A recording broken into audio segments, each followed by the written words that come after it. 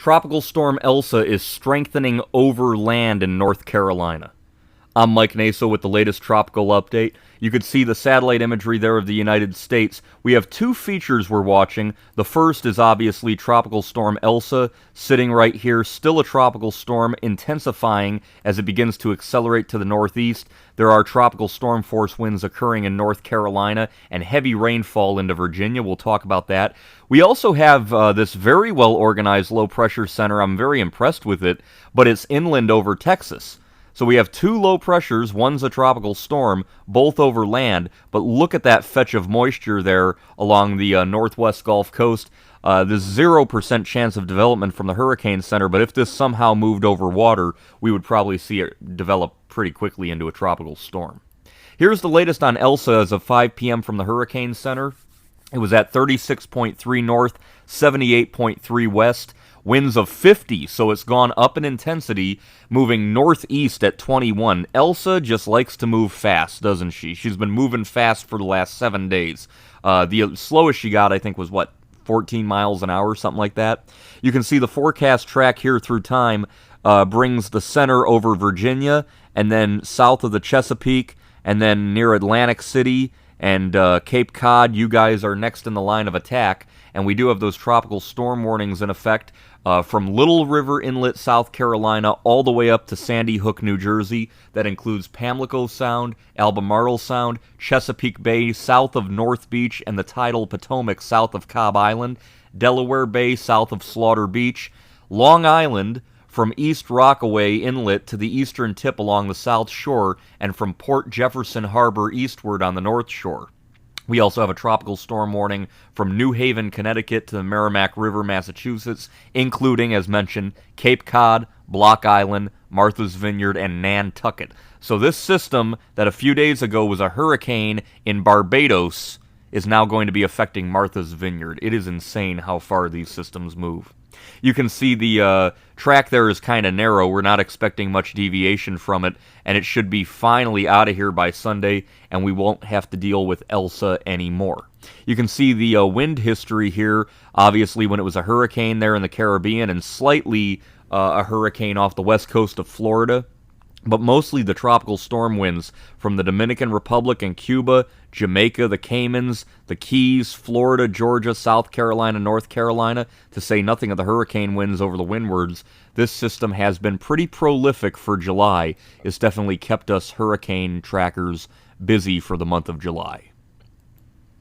Check out this beautiful visible satellite imagery. Isn't it interesting that Elsa looks better right now almost as a moderate tropical storm over land than it did when it was a hurricane over the Gulf of Mexico? It's been a weird system. You can see the center moving very quickly there towards the northeast into Virginia, and very good outflow here on the right-hand side as the clouds blow off, and you can see here it's getting caught up, moving very quickly to the northeast, and we won't have to deal with it. But those winds are definitely impacting areas of North Carolina. Wrightsville Beach recently had a sustained wind of 47 and a gust of 54. So this is why it's a 50-mile-per-hour tropical storm, because we're having actual wind reports down here where that flow is onshore. So again, it's going to be a rough night in the Carolinas. I think rougher than they were prepared for with this system coming from Florida.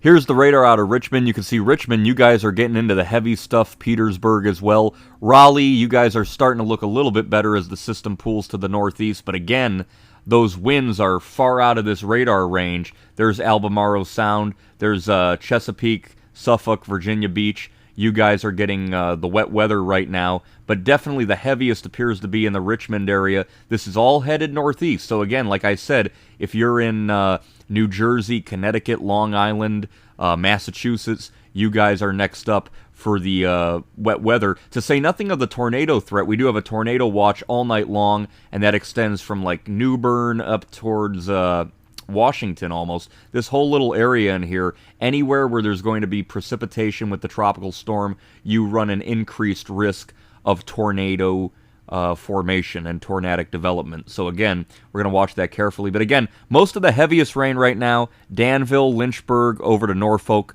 right there in Virginia is where you're starting to get into the heaviest precipitation on radar. It should be 2 to 4 inches, some spots 6 to maybe 10 inches even if it moves a little slower. Right now it looks like it's moving fast enough we're not going to have the 15, 20 inches we'd have with a stalled out system. Nevertheless, 2, 4, 6 inches of rain anywhere from Raleigh-Durham all the way up to Portland. So you guys are going to be drenched over the next couple of days, probably throughout the weekend. And of course, that does run the risk of increased flood threats.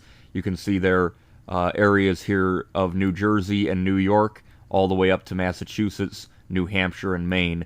You guys will have the flood threat. Should start to clear out by Sunday. You guys should be a little bit better off there.